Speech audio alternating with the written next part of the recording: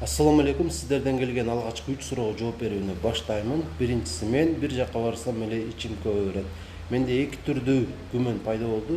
Биринчиден, сиздин ушул башка жакка барганда жеген азыгыңыздын көлөмү адаттагыдан көбүрөөк болушу мүмкүн.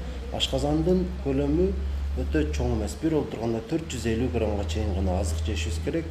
Эгер андан ашык жей турган болсок, ашказан сөзсүз түрдө кыйналат. Ал эми экинчи күмөн болсо, сиз начар азыктардан даярдалган тамак жешиңиз мүмкүн. Башкача айтканда, эскирген азыктардан даярдалган тамактарды жеп алышыңыз мүмкүн. Ушул эки себептен улам сиздин ичиңиз көп кыйналасыз. Андыктан ушул себептерди жоюуга, башкача айтканда, азырактан жеңиз, адаттагыдай эле. Анан экинчиден болсо, жеген тамактарга көңүл буруп коюңуз. Балким ал чын эле мен ойлогондой начар азыктардан даярдалгандыр. Экинчи суроо. Ашказандын кислотностун кантип азайтса болот?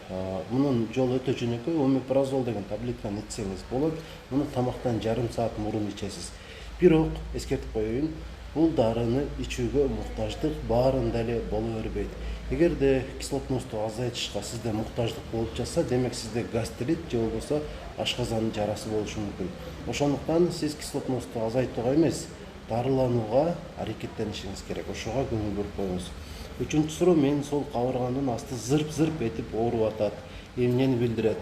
Оорунун эки түрү болот. Физиологический жана патологический. Физиологический деген сөз бул адатта болуп туруучу оору. Бул кандайдыр бир диагнозду билдирбейт. Ал уландан улам кайталанышы мүмкүн, бирок сиздин ден соолугуңузга олуттуу деле бир зыян алып келбейт. Ал эми патологический деген сөз кайсы бир оорунун айынан, мисалы, ушул сол тарапта деп жатасыз, демек ашказандын же болбосо уйку бездин оорусу болушу мүмкүн. Эми бул жерде сизге айтып кое турган нерсе, айталы бир жумада 2 жолу, анан 1 мүнөт 2 мүнөт эле ооруп өтүп кете турган болсо, бул норма деп эле эсептейбиз. Ал эми айталы жумасына 3 жолу жана ал дайыма кайталанып жүргөн болсо, узагыраак убакыт ооруса, анда сөзсүз түрдө текшерилип диагнозду аныктап дарыланышыңыз керек болот. Бүгүнкү ошол сиздерден келген жооптор, сиздерге келген суроолордун жооптору ушулар.